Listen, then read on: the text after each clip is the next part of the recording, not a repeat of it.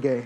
Pemirsa, menjelang 100 hari kerja pemerintahan Presiden Prabowo Subianto dan Wakil Presiden Gibran Rakabuming Raka, sejumlah lembaga merilis hasil studi dan survei tentang kinerja pemerintahan Kabinet Merah Putih. Beberapa catatan menjadi evaluasi 100 hari pemerintahan Prabowo Gibran. Semenjak dilantik hingga saat ini, berbagai kebijakan dan program telah diluncurkan, disertai dengan tanggapan positif maupun negatif dari publik. Dan untuk membahas evaluasi 100 hari kerja pemerintahan Prabowo Gibran, bersama saya sudah hadir di studio Direktur Demokrasi and Electoral Empowerment Partnership atau DIP Indonesia, Neni Nurhayati, dan Direktur Center of Economic and Law Studies atau CELIOS, Nairul Huda. Selamat sore, terima kasih Mbak Neni. Selamat Mas sore Huda, Mbak sudah hadir. Terima kasih. Sebelum kita mulai diskusi, kita sama-sama dengarkan terlebih dahulu pernyataan atau cuplikan dari pernyataan Presiden Republik Indonesia Prabowo Subianto. Berikut ini. Kebijakan-kebijakan kita adalah kebijakan-kebijakan yang berpihak kepada rakyat, berpihak kepada kepentingan negara. Yang pertama tentunya saya menyampaikan apresiasi kepada Menteri Keuangan dengan semua timnya yang telah menyusun APBN dengan baik, dengan cermat, kerja keras, karena saya terus-menerus monitor, saya terus-menerus menuntut penghematan, efisiensi.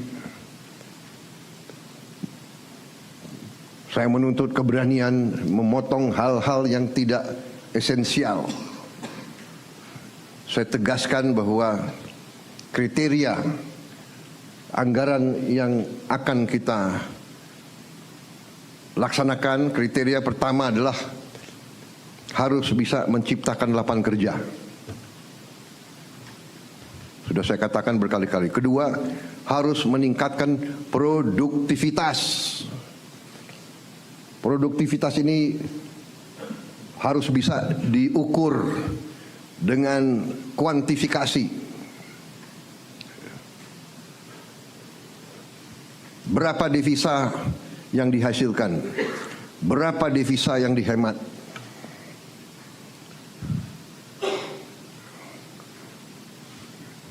Kemudian kriteria selanjutnya adalah harus mengarah kepada swasembada pangan dan swasembada energi. Kita harus mampu memberi makan kepada seluruh rakyat Indonesia. Dan pemirsa, berikut ini hasil survei tingkat kepuasan dan keyakinan terhadap pemerintah berdasarkan survei Litbang Kompas. Hasilnya pemirsa kita bisa sama-sama sangat mengecewakan. Saya mau langsung ke Mas Huda deh, 5 dari 10. Aduh, ini penilaiannya gimana nih caranya? Ya, kita memang melakukan, ini disclaimer ya, ini bukan survei tapi kita melakukan untuk pendalaman dengan expert view. Oke. Kita melakukan pengambilan data dari 93 untuk responden yang dia berasal dari jurnalis. Oke. Memang sehari-hari meliput pemerintahan. Kita terbagi beberapa sektor, bukan ekonomi, sosial dan sebagainya. Yang kita hitung ternyata memang dari seluruhan memberikan nilai 5 untuk Prabowo dan juga 3 untuk Gibran. Karena kita menurut yang surveinya ya, menurut pendapat yang kita lakukan, itu memang masih ada beberapa PR dan itu jadi masukan juga sebenarnya.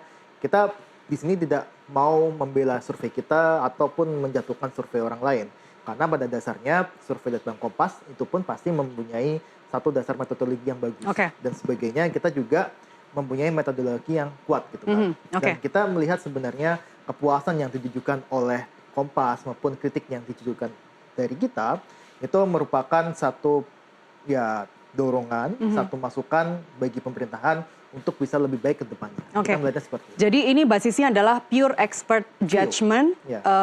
expert view, dan kualitatif berarti ya? Nggak pakai angka. Kualitatif. Oke. 93 jurnalis, saya kayaknya nggak termasuk ini. Siapa aja 93 jurnalis itu? Dari media-media apa? Ya, media mainstream, terutama dari 44 media. Purposif berarti ya Purposif. pemilihannya? Ya, Oke. pilihannya. Kita ngambil yang ekonomi, ngambil yang sosial dan sebagainya, dan juga ngambil yang politik. Gitu. Ahli Jadi, semua ya? ahli semua. Gitu. Jadi memang kenapa kita melakukan itu, karena mereka yang sehari-hari memang meliput kegiatan dari para menterinya. Pasti dari ekonomi, mereka akan bersinggungan terus dengan Sri Mulyani dan timnya. Oke. Begitu juga dengan wartawan di sana yang juga kita mintain jajak pendapat. Oke, jadi sebelum kita nanti tampilkan juga hasil survei dari DIP, dari Mbak Neni, kita selesaikan dulu di Selios. Penilaian 5 dari 10, ini variabelnya apa saja?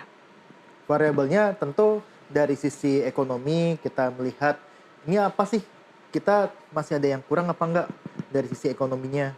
Kemudian dari sisi politiknya seperti apa pengambilan keputusan-keputusan yang dinilai masyarakat ataupun dari expert view ini melihat ya contohnya PPN lah ya, Oke. yang masih sangat ada keraguan dari pemerintah. Meskipun sudah dibatalkan dan hanya untuk barang mewah saja, itu tidak mengurangi judgement ya? Tidak mengurangi judgement karena ini sebenarnya yang kita perhatikan juga adalah expert view itu melihat prosesnya.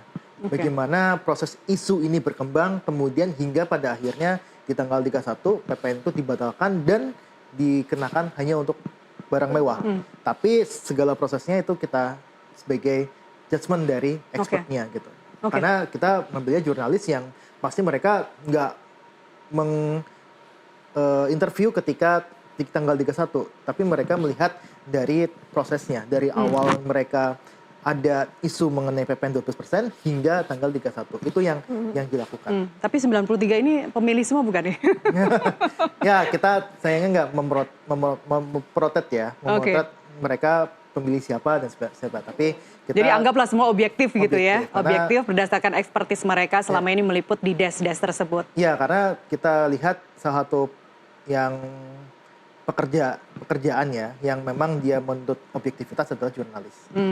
Oke, jadi tadi outputnya itu sampai akhirnya kemudian dapat raport angka 5, itu berarti tidak hanya dari hasilnya saja, misalnya kayak PPN Iya. tadi, tapi juga dari bagaimana komunikasi publik dibangun, kemudian kebijakan itu dihasilkan. Jadi tidak hanya dilihat dari outputnya saja, outcome-nya saja. Iya, karena yang kita nilai kan sebenarnya kan dari sisi wartawan kan pasti akan meliput dari awal.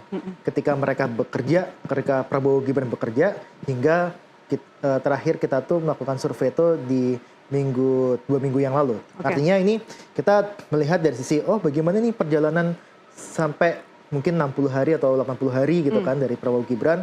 Bagaimana mereka berpandangan ini kinerjanya seperti apa. Bukan cuman dari hasilnya yang dia ternyata membatalkan dan sebagainya. Bukan seperti itu. Tapi kita melihatnya secara komprehensif dari timeline yang mereka punya dari pertama kali dilantik hingga survei ini diluncurkan. Oke, dan itu cara yang sama dilakukan untuk wakil presiden ya? Sama. Oke, Ya. nanti sebelum kita bahas lebih lanjut terkait wakil presiden, Mbak Neni terhadap hasilnya Selios, raport 5 dari 10. Iya, saya kira memang beberapa survei yang kita juga baru merilis nih tadi gitu ya, bekerja sama dengan lembaga survei nasional, tidak jauh berbeda sebetulnya dengan Litbang hasil Kompas, ya? yang Litbang Kompas, karena memang kita lebih mengkuantifikasi. Tapi ternyata kan potret-potret di lapangan ada realitas yang tidak bisa hanya dikuantifikasi saja gitu. Nah, saya kira nilai 5 dari 10 ini tentu akan menjadi tantangan berat untuk Pak Prabowo ke depan. Ya. Jangan kemudian melihat kalau kita melihat dari surveinya Kompas atau yang baru dirilis oleh teman-teman di Indonesia dan juga lembaga survei nasional gitu ya. Itu memang masih terlalu dini gitu. Kita menilai hanya 100 hari gitu ya. Sementara kan perjalanan ini masih panjang. Ya. Kalau diibaratkan kita sedang latihan mobil gitu, itu kan baru hanya menginjak gas gitu kan. Masih panjang perjalanan untuk sampai bisa lancar mobil kan begitu. Artinya dari 100 hari ini sebetulnya terlalu dini kalau kita sebetulnya mengambil kesimpulan hanya mengukur dari survei atau kemudian politik gitu ya. Karena itu juga akan berpotensi pada populisme. Jadi kenapa muncul angka yang sangat tinggi tingkat kepuasannya gitu. Bahkan kalau tadi surveinya teman-teman lembaga LSN gitu ya, itu 87% dengan 88%. Nah, ada apa di situ? Dan ternyata memang di situ sambil lihat terdapat di slide 87,5 ya. Betul, 87,5 dengan 88,2%. Nah, ada apa gitu ya dengan tingginya persepsi masyarakat terhadap pemerintahan Prabowo Gibran. Dan ini memang ada kebijakan-kebijakan populis di situ. Misalnya ada program makan gratis, bergizi gratis. Ya meskipun Mas Huda, kita tahu ya dari program itu kan asalnya 30.000 ya, kemudian diturunkan lagi jadi 15.000, diturunkan lagi jadi 10.000. Terlepas dari kemudian anggarannya Iya, kurang. betul. Tapi ini memang sangat dirasakan oleh masyarakat. Misal selain itu adalah pemeriksaan gratis. Nah, tapi ada hal yang menarik nih yang dilakukan oleh Mendikdasmen, di mana menurut saya ini bukan program populis ya. 7 kebiasaan anak Indonesia hebat, bangun pagi, beribadah, makan, berolahraga. Tetapi saya melihat, nah ini ternyata kalau menterinya itu berasal dari profesional gitu ya, yang dia punya kapasitas, punya kapabilitas, ini dianggap oleh masyarakat punya inovasi, punya terobosan, punya progresivitas gitu ya. Sehingga ini bisa memberikan penanaman karakter kepada anak. Kalau kemudian hari ini kita selalu berbicara politik kita jauh dari etika, moralitas, dan keadaban, 7 kebiasaan anak Indonesia hebat ini menjadi cikal bakal bagaimana mereka membentuk karakter-karakter para siswa. Nah ini menurut saya menarik gitu ya, karena tapi jadi inline nggak sama penilaian favorit menterinya? Iya betul, ini kita menilainya program kementerian, bukan menterinya, bukan personnya. Meskipun memang itu juga tidak, itu adalah juga bentuk dari bagaimana progresivitas menterinya gitu ya. Nah ini adalah kinerja kementerian paling memuaskan, seperti tadi sebetulnya sangat berkaitan erat gitu ya dengan di programnya gitu. Dan ini sebetulnya tidak jauh berbeda juga ya dengan Kementerian apa yang disampaikan ya? oleh karena masyarakat sangat puas dengan adanya pemeriksaan kesehatan gratis gitu, yang menurut mereka ya ini nggak perlu bayar gitu. Lalu kemudian Kementerian Agama, ada Kementerian Komunikasi dan Digital. Kementerian Agama ini saya setuju karena ada penurunan ongkos biaya haji. Iya. Itu bagian-bagian dari populis tadi. Sangat dirasakan berarti oleh Mbak Nas. Nah kemudian ada Kementerian Komunikasi dan Digital. Ini terhadap pemberantasan judi online gitu, yang sangat juga dirasakan oleh masyarakat. Ya berikutnya sebetulnya yang paling tinggi itu Mas Huda 20,5% menjawab tidak ada gitu ya, tidak ada kementerian yang kinerjanya sebetulnya paling memuaskan. Ini tentu tadi kalau kita lihat 20% ini who are they? Ternyata tadi Mas Huda kalau mengkualifikasi ada realitas yang kemudian tidak bisa ditunjukkan dalam hasil survei itu, yang tadi kalau dikualifikasi berdasarkan expert judgment, ini menurut saya bisa dianalisis juga, bisa dirasionalisasi secara metode ilmiah, alasannya seperti apa. Oke, kita lanjutkan di segmen berikutnya. Kita kembali usai jeda, tetaplah bersama kami.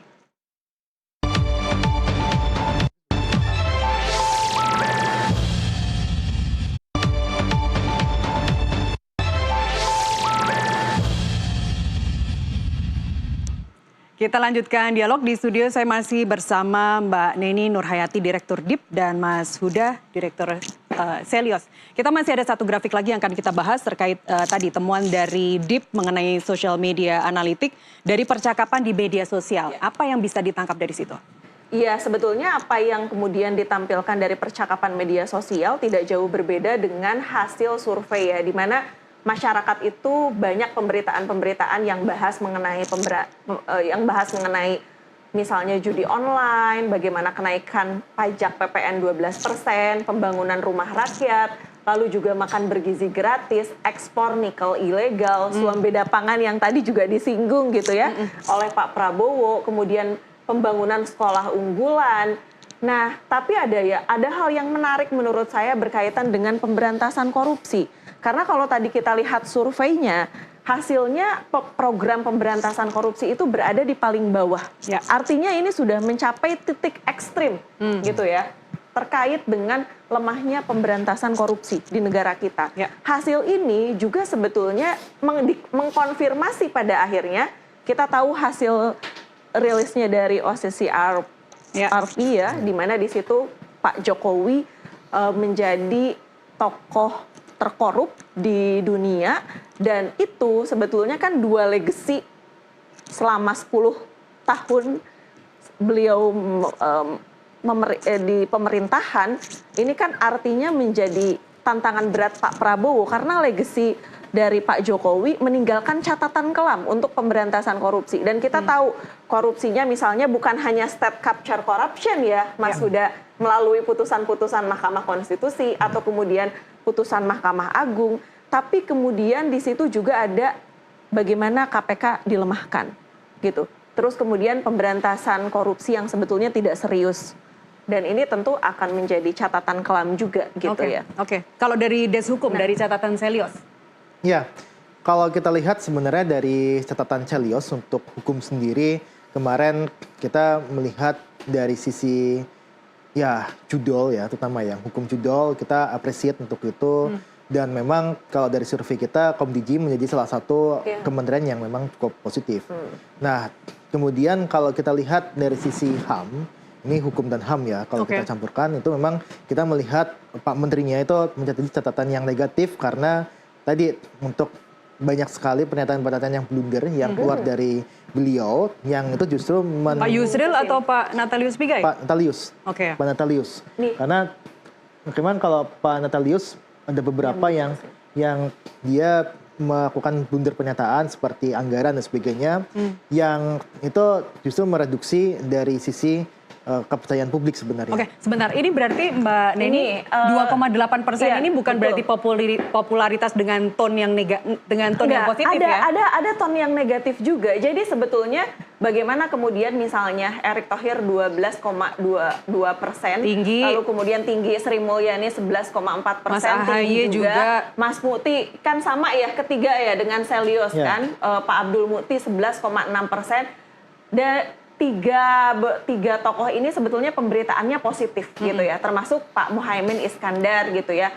Nah tapi Agus Harimurti Yudhoyono, kemudian juga ada Luhut Binsar Panjaitan, Pak Erlangga, ini berita-beritanya cenderung memang sentimen negatif gitu, sehingga popularitas ini jangan terjebak juga ya dengan tingginya popularitas ini, karena pemberitaannya bisa jadi menjadi pemberitaan negatif, bukan pemberitaan tapi ini yang kurang positif, lebih gitu. lagi-lagi mana nih Mas Huda, angkanya mirip-mirip sama Litbang Kompas. Kompas betul, itu citra positif menterinya ada di Mas Ahaye, kemudian juga Pak Erick Thohir tinggi juga 12,2% di situ, dan Bu Sri Mulyani.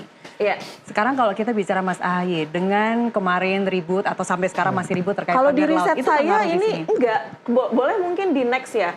Kalau di slide berikutnya, kemudian berikutnya lagi. Nah, kalau di kita justru pemberitaannya negatif nih. AHY ikut terseret terbitnya sertifikat HGB pagar laut. Nah, artinya menurut saya ini justru ketika pemberitaan negatif seperti ini, narasi yang muncul di sosial media, perlu saya kira Pak Prabowo sendiri melakukan evaluasi terhadap kinerja kementerian 100 hari. Kalau Selyos kan langsung reshuffle gitu ya. Kalau saya sih ya lakukan evaluasi terhadap kementerian-kementerian yang memang kinerjanya belum bisa memberikan pelayanan publik yang baik kepada masyarakat gitu, Mbak Nes. Oke, dari tokoh-tokoh ini, kalau pendapat dari respondennya, dari informannya, Mas Huda, siapa menteri favorit buat mereka? Ya, tentu yang paling favorit Pak Nasaruddin Umar ya. Bahwa memang di situ beliau mendapatkan... Yang jembatan Istiqlal ya? Dari situ mencuatnya? Ya, kalau mungkin dari sisi jurnalis melihat bahwa minim pemberitaan negatif dari dia gitu kan. Kemudian ada juga mengenai yang kita ngomongin di off air tadi mengenai biaya haji gitu kan sebagainya, yang itu menjadikan favorit gitu kan. Terus ada Bu Mutia yang memang ini citra positif diambil dari kasus judi online yang dia berhasil memberantas di jajaran kementerian sendiri. Nah, tapi memang kalau saya lihat ya dari survei Litbang Kompas ataupun surveinya Mbak Neni tadi, Ini memang sangat menarik karena kalau kita lihat kepuasan itu dia ada di beberapa program yang sifatnya populis. Makan siang gratis, pemeriksaan gratis dan sebagainya. Itu di Kompas juga sama, yang dia menjadi program yang paling dirasakan puas gitu. Ya. Tapi kalau kita lihat bedah lebih lanjut, ternyata untuk penerimaan negara itu menjadi sesuatu yang dia tidak terpuaskan di masa Ya buktinya di mata masyarakat. MBG jadi keteteran gitu anggarannya. Karena Anda mau bilang begini Mas Huda. Saya coba simpulkan ya dari apa yang Anda sampaikan tadi. Kebijakan populis tadi berhasil mengangkat popularitas dan kepuasan publik terbukti 80% lebih. Tetapi sebenarnya itu tidak menyentuh faktor-faktor yang fundamental. Tidak menyentuh seperti ini, Mbak. Karena kalau kita lihat apa popularitas yang dibangun dari kebijakan yang populis, ini akan sangat terkait sekali dengan anggaran yang memang tersedia. Ya. Nah, kalau kita lihat dari surveinya Kompas, penerimaan negara itu menjadi yang terbawah, artinya adalah ini jadi concern juga harusnya, bahwa ini harus ada kebijakan-kebijakan yang dia bisa memperoleh penerimaan lebih banyak. Untuk apa? Untuk bisa melanjutkan kebijakan yang populis tadi. Karena kalau kita lihat dengan adanya keuangan yang terbatas, bisa jadi pemeriksaan kesehatan gratis dan sebagainya itu dihilangkan ke depan. Kemudian ada makan bergizi gratis yang akan tertati-tati, kemudian ada beberapa kebijakan populis yang saya rasa itu akan sulit untuk pendanaannya. Nah, ini kalau ini tapi dibiarkan, menurut Anda mungkinkah itu kebijakan yang program-program janji kampanye loh ini, janji kampanye tapi kemudian nanti di tahun berikutnya akan dihilangkan, mungkinkah itu terjadi? Dalam politik sebenarnya itu dimungkinkan saja. Kalau dihilangkan itu mungkin bisa jadi bisa enggak, tapi diminimalisir anggaran itu pasti akan ada efek ke situ. Karena uang kita terbatas. Hari ini Prabowo ataupun kemarin ya, Prabowo menyampaikan akan menggelontorkan 48 triliun kepada IKN. Kemudian ada beberapa program lainnya yang memang membutuhkan anggaran yang cukup besar. Nah, menterinya udah pada nyodorin proposal semua tuh, ratusan miliar. Termasuk Bang Pige yang dia menyodorkan 20 triliun gitu kan. Nah, yang menarik adalah dari temuan Kompas dan Mbak Neni tadi, ini akan dibangun dari program-program yang sifatnya populis, yang untuk jangka menengah dan jangka ke depan ini akan sangat tergantung dari APBN kita. Apakah APBN kita kuat atau tidak, ini akan sangat tergantung dari penerimaan negara kita. Di mana penerimaan negara untuk saat ini, semuanya juga udah ngomong, sangat realistis bahwa tidak akan setinggi beberapa tahun ke belakang.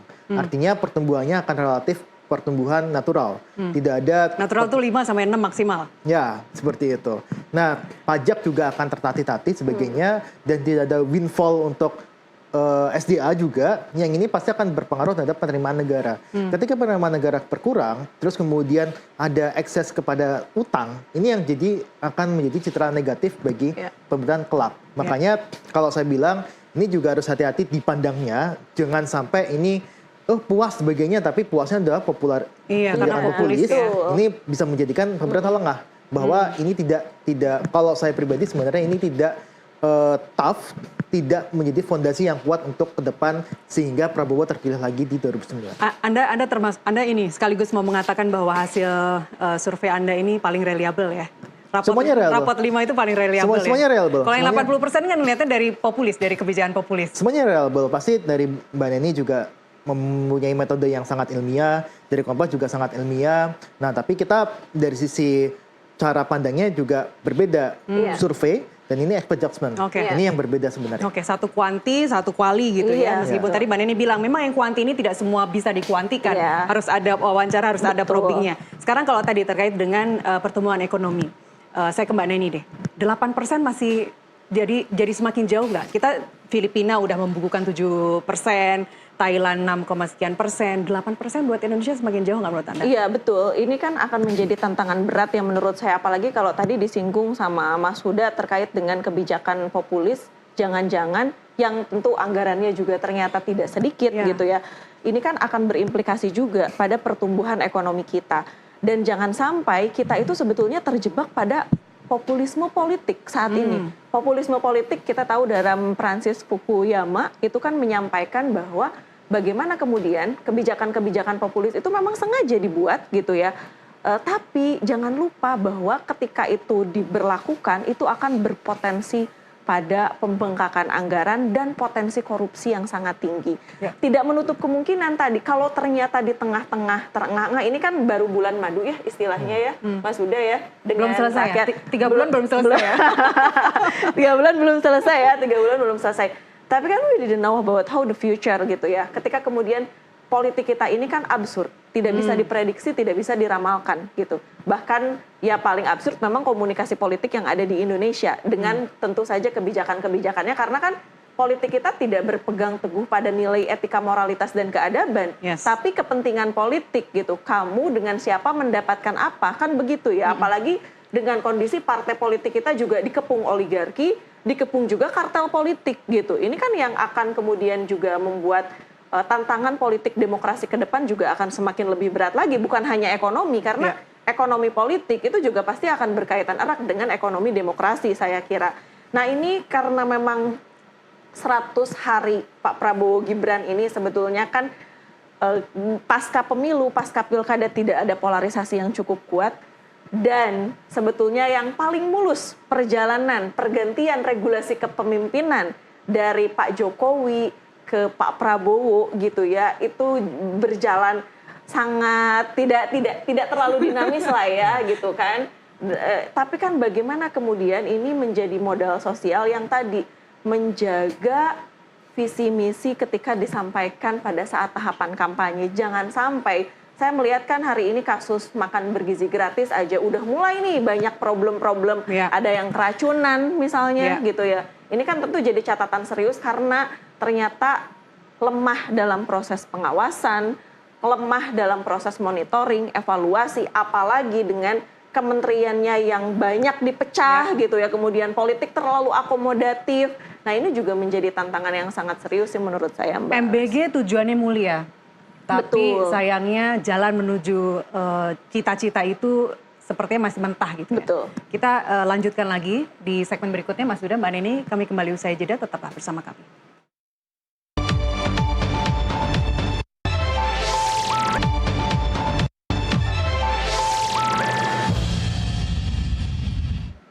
Terima kasih Anda masih bersama kami di NTV Prime. Di studio saya masih bersama Mbak Neni dan Mas Huda. Mas Huda, terkait dengan makan bergizi gratis yang akan atau diusulkan anggarannya mencapai 100 triliun sampai akhir tahun. Kalau tadi kita lihat perencanaannya seperti masih mentah, Anda melihat ini realistis nggak? Ya, yang pertama seperti ini Mbak. Kita melihat MBG ini tidak akan terlaksana 100% sesuai target. Karena bagaimanapun juga anggarannya sangat besar. Kita kalau memaksakan untuk mencapai 100%, yang ada adalah defisit anggaran itu bisa mencapai lebih dari 3%. Defisit anggaran? Defisit anggaran to GDP. Rasionya itu bisa mencapai 3%. Nah, ini dikhawatirkan bisa menimbulkan impeachment, yang pertama. Yang kedua adalah menimbulkan hutang yang terlampau banyak. Dan ini tentu sesuatu yang tidak diinginkan oleh pemerintah pastinya. Nah, kita melihat sebenarnya MBG ini merupakan program yang memang banyak diterima oleh masyarakat. Survei Kompas, mungkin surveinya ini juga kalau kita lihat mempunyai citra yang positif terhadap program ini. Nah, tapi ada beberapa masalah yang kita rasa memang terjadi di pelaksanaan program MBG. Bukan hanya masalah mengenai pelaksanaannya di lapangan, seperti ada keracunan dan sebagainya. Tapi kita melihat dari sisi anggaran juga bermasalah. Nah, yang kedua dari sisi adanya potensi-potensi koruptif yang memang dirasakan implementasi di lapangan.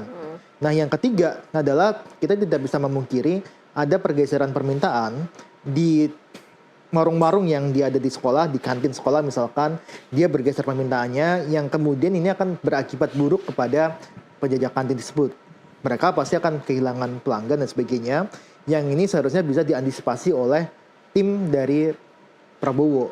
Bahwa ini ada akses negatif nih dari adanya program makan bergizi gratis. Walaupun kita memang melihat program ini sangat populer dan juga memang dinantikan oleh masyarakat. Karena ini salah satu janji yang mengantarkan Prabowo Gibran menang di Pilpres kemarin. Jadi apa rekomendasi Anda, Mas Huda? Yang pertama seperti ini, Mbak. Bahwa dari sisi anggaran kita harus melakukan rasionalisasi. Bahwa kita mungkin bisa di beberapa tempat ketika sekolahnya itu elit dan sebagainya, ini tidak diberikan makan bergizi gratis. Atau kalau kita mau subsidies targeted subsidies, artinya adalah orang-orang ataupun anak-anak yang dia membutuhkan saja yang mendapatkan program makan bergizi gratis. Bagi sebagian kalangan yang mampu, walaupun di sekolahnya ada program tersebut, dia tidak mendapatkan makan bergizi gratis, tapi dia mendapatkan dari orang tuanya yang memang dia dirasa mampu. Nah, ini sebenarnya bisa dilakukan asal ada data kemiskinan yang akurat. Mana yang dia miskin, mana yang dia tidak miskin dan sebagainya. Mana yang dia berhak mendapatkan bantuan. Rasanya mana itu yang kita belum pernah dengar selama ini ya. Sebenarnya targetnya itu siapa aja, miskinnya pun juga pakai data dari kementerian yang mana misalnya.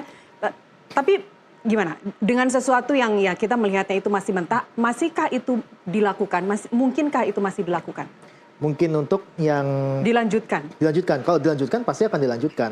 Walaupun pasti akan ada rasionalisasi dalam hal anggaran.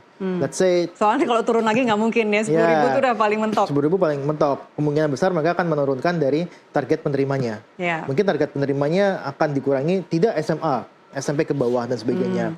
Itu suatu yang mungkin dilakukan ke depan, melihat anggaran yang memang sangat terbatas. Kalau dipaksakan, itu ada sekitar 400 triliun yang harus disiapkan setiap tahun. Sangat besar sekali.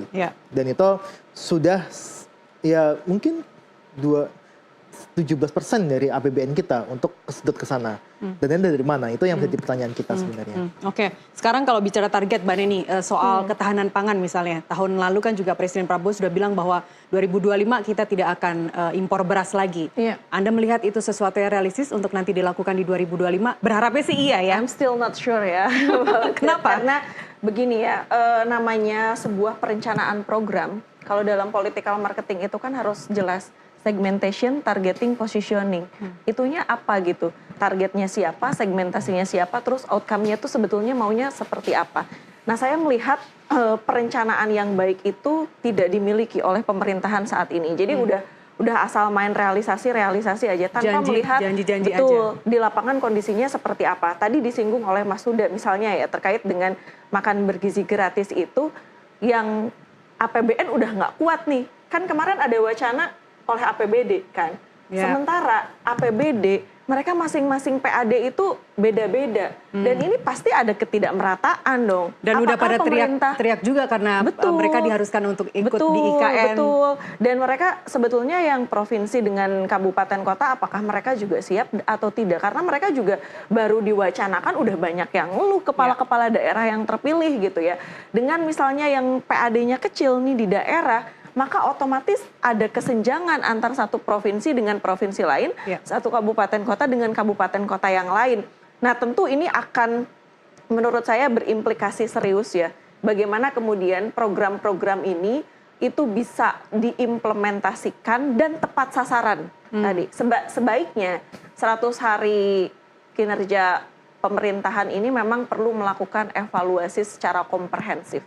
Termasuk juga kementerian-kementerian yang di situ memang tidak punya kinerja yang progresif, signifikan gitu ya, yang mengapa tidak dilakukan reshuffle. Reshuffle itu kan bukan berarti ini untuk bagi-bagi kekuasaan gitu ya. Tapi ini memang untuk kebaikan agar satu kementerian itu dipegang oleh orang-orang yang punya profesionalitas, kapasitas, dan kapabilitas. Bukan hanya sekedar kepentingan politik pernah jadi tim sukses gitu. Banyak. Tapi terkait dengan reshuffle nggak muncul ya di variabel pertanyaan LSN ya? Tidak muncul nggak di Selios? Muncul. Apa tuh? Ya. Segera. Ini keras sih statementnya. Yang rapot merah ya. Yang pasti menteri-menteri yang memang dia terlihat tidak bekerja dengan baik gitu, itu memang kita bukan usulkan. Berapa persen sih Mas? Dari 48 kementerian itu berapa persen sih? Enggak, kita ngambil yang 5 yang bisa di reshuffle dan 5 pantas aja? di reshuffle. Ya ada tapi Menko semua ternyata. Bang Pige, terus kemudian ada beberapa yang memang yang dia berkinerja buruk seperti Menteri Koperasi Pak Budi. Dan memang ini yang dinilai oleh responden kita layak untuk di reshuffle. Baru 2 orang? ada 5 lagi. Raja Juli Antoni. Ada Raja Juli 3 dan lagi? sebagainya. Ada Raja Juli, kemudian ada Raja Juli kenapa? ya, Raja Juli kenapa? itu terkait dengan 20 hektar ya. Oke. Ya, Kehutanan 20 juta hektar kehutanan yang memang mau jadikan lahan sawit dan sebagainya. Ada beberapa yang memang mungkin bisa ditampilkan di ini ya. Ini ada beberapa yang memang bisa dilihat itu di laporan kita memang pantas untuk di reshuffle. Oke. Kalau Mendes yang minta 1,4 T untuk potensi desa aman. Ya, kita masuk juga yang Gitu terburuk. ya. Yang Masuk terburuk. rapot merah juga. ya? Masuk rapot merah juga. iya. Zulhas Zulhas juga buat kantor masuk. baru. Ya. Satrio Sumantri? Enggak, Enggak. karena pas kita melakukan survei belum ada kejadian yang viral kemarin. Itu survei tanggal Iya. save by the date ya berarti ya. Iya, sebelum Oke. kasus kemarin viral demo. Oke, jadi ini apa kesimpulannya? Apakah memang dari tadi terlepas dari jangan asal pilih pembantu yang karena tim sukses, tapi apakah memang dari komunikasi yang dibangun antar pembantu presiden ini sebenarnya juga itu representasi dari komunikasi yang dibangun juga oleh presiden? Ya, tentu seperti ini, Mbak. Kita melihat bahwa komunikasi pemerintah ini kan dari mulai sinkronisasi, kemudian kita lihat ada beberapa yang menteri itu komen A, terus kemudian dibalas berkebalikan dengan menteri B dan sebagainya. Itu memang masih terjadi di 100 hari pertama. Karena kalau kita lihat, ini harusnya ada muncul satu tugas dari sebenarnya PCO ya. PCO yang bisa mengorkestrasi narasi-narasi yang ada di publik sebenarnya. Iya. Nah, Padahal dia sudah dibangun, sudah dibentuk untuk itu. iya, nah seperti itu. Nah, kita lihat sebenarnya di sini ada kemarin yang paling terbaru saja itu mengenai pagar laut gitu kan. Pagar laut ketika ditanyakan Pak Prabowo sudah memerintahkan untuk mencabut, Bongkar, bukan? ya. Tapi Menteri KKP itu menolak untuk hal itu. Barang bukti dan sebagainya. Meskipun dia juga mengatakan bahwa itu adalah proses pembentukan reklamasi alami gitu kan. Yeah. Saya juga nggak tahu juga itu teori dari mana gitu kan. Tapi yang jelas itu adalah satu komunikasi politik yang cukup buruk dari pemerintah gitu. Oke. Memang selalu buruk sih. Karena kalau saya lihat tuh ada komunikasi publik yang buruk, bukan hanya komunikasi kepresidenan ya, tapi presiden itu sendiri. Misalnya selalu memunculkan ada banyak isu-isu yang kontraproduktif dengan masyarakat. Blundernya banyak misalnya banget. DPRD dipilih, pilkada dipilih kembali ke DPRD, DPRD. lalu kemudian diklarifikasi, tapi kan namanya komunikasi itu irreversible. Apa yang sudah disampaikan tuh kan nggak bisa ditarik lagi. Disclaimer, kita juga mengundang PCO, tapi sampai detik ini belum ada sambutan. Kita jeda ke azan maghrib dulu, kita lanjutkan di segmen berikutnya. Pemirsa tetaplah bersama kami.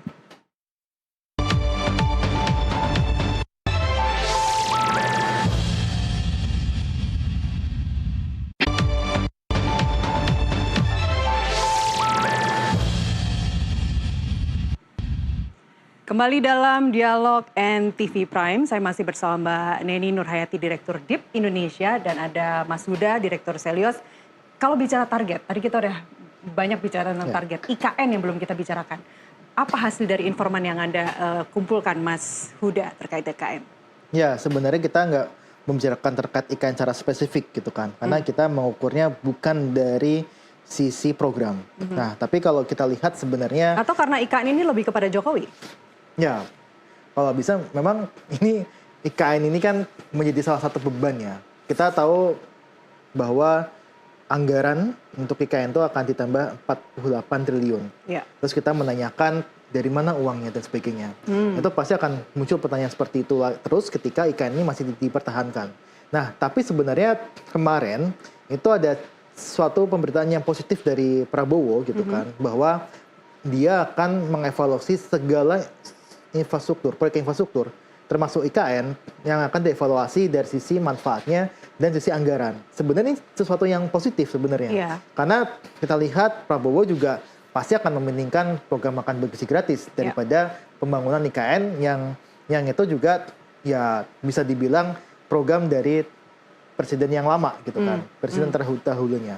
Nah ini yang saya lihat sebenarnya dari sisi IKN sendiri, kita melihat masih banyak cita-cita negatif di situ dan kita tidak capture di survei kita. Oke, ada tercapture nggak di surveinya LSN atau yang dirangkum dari DIP? Dari DIP sebetulnya dari perbincangan sosial media ataupun kemudian dari survei berdasarkan kuesioner memang tidak ada yang spesifik menyampaikan berkaitan dengan IKN gitu ya. Tapi kan perlu juga kita mempertanyakan IKN ini mau dibawa kemana. Artinya seperti apa komitmen Pak Prabowo juga terhadap IKN kita juga tunggu begitu ya. Karena tadi Mas sudah sampaikan bahwa IKN ini ya memang legasinya Pak Jokowi. Tapi kan jangan lupa juga bahwa hari ini kalau kita melihat berbagai polemik dan dinamika bahwa masih ada intervensi dari rezim sebelumnya terhadap Pak Prabowo gitu ya. Masih ikutlah cawe-cawe gitu ya. Nah artinya kan bagaimana kemudian program IKN ini akan dibawa kemana, menurut saya Pak Prabowo harus tegas aja memperhitungkan berbagai program-program yang menurut Pak Prabowo itu adalah prioritas yang harus ditunaikan ya, karena janji-janji kampanye itu kan jangan hanya sampai omon-omon aja ya, bukan hanya sebagai wacana tapi juga itu harus menjadi implementasi yang nyata. Tapi kan bagaimana misalnya dengan pembangunan IKN yang sudah sedemikian mewah ya, di situ ada juga bandara yang itu juga tidak menghabiskan anggaran yang tidak sedikit juga gitu. Karena beberapa misalnya saya pernah berdiskusi juga dengan para tokoh gitu ya berkaitan dengan hal ini, berkaitan dengan keberlangsungan IKN ini, ya memang akan ada banyak implikasi negatif juga gitu. Tapi kan lagi-lagi sekarang kuncinya ada di Pak Prabowo, dan sekarang sebetulnya yang kita soroti juga adalah keberfungsian pemerintahan hari ini, gitu ya. Keberfungsian pemerintahan, bagaimana dalam setiap kebijakan, termasuk juga IKN mau dibawa kemana, itu harus ada meaningful participation. Ya namanya juga sebuah negara demokrasi gitu ya, tanpa ada partisipasi publik, kajian-kajian ilmiah yang dilakukan oleh teman-teman masyarakat sipil gitu ya, itu menjadi salah satu hal bagaimana Pak Prabowo juga menjaga nilai-nilai demokrasi itu sendiri. Ini Mbak Neni sekaligus menjawab pertanyaan atau menjawab diskusi kita hari ini, evaluasi 100 hari pemerintahan Prabowo Gibran. Kalau dari Mas Huda, evaluasinya apa? Ya tadi saya sedikit aja menunjukkan tentang IKN, karena kalau kita lihat sebenarnya pemerintah pun sudah mulai gelisah tentang investor swasta. Karena kemarin itu mereka bilang bahwa investor swasta itu tidak diajukan lagi. Mereka hanya groundbreaking, habis itu ditinggal udah. Hanya menyelamatkan muka Jokowi saat itu aja. Nah, ini jadi perbincangan sebenarnya. PR tuh ya? PR banget gitu kan. Dan memang kalau jokesnya di kita adalah IKN itu kan akan dibangun green city sebagainya. Nah sekarang udah green sebenarnya. Ada ilalang yang tinggi dan sebagainya. Itu yang merupakan konsep green yang secara alami. Nah itu jokesnya. Nah memang kalau kita lihat dari sisi evaluasi, ada beberapa menteri yang kita lihat performanya tidak bagus gitu kan. Yang itu wajib kalau tadi Mbak Neni sampaikan harus dievaluasi. Dan kemudian hanya jangan sampai hanya dari evaluasi saja.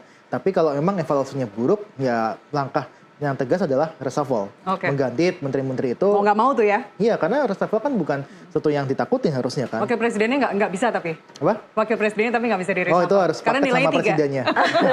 Oke, terakhir, saya minta singkat saja expert judgment dari Mbak Neni dan Mas Huda. Apa yang paling memuaskan dari 100 hari ini? Singkat saja. Iya, tadi sebetulnya terlepas dari surveinya Mas Huda ya, saya tentu mengapresiasi 100 hari kinerja pemerintahan Prabowo Gibran yang 80%, kemudian dari lembaga survei nasional 88%, 87%, itu jangan sampai jumawa gitu ya. Dan perlu ada evaluasi secara komprehensif agar pemerintahan ini ke depan sesuai dengan harapan masyarakat yang bukan hanya sekedar wacana tapi juga diimplementasikan. Dan tentu saya percaya bahwa Pak Prabowo juga kementerian-kementerian yang sudah terbukti memiliki pelayanan yang bagus kepada publik itu bisa dipertahankan dan menurut saya harus lebih ditingkatkan untuk 100 hari berikutnya dan juga berikutnya sampai dengan akhir masa jabatan, karena itu juga akan sangat punya pengaruh yang sangat kuat begitu ya terhadap bagaimana persepsi publik di masyarakat.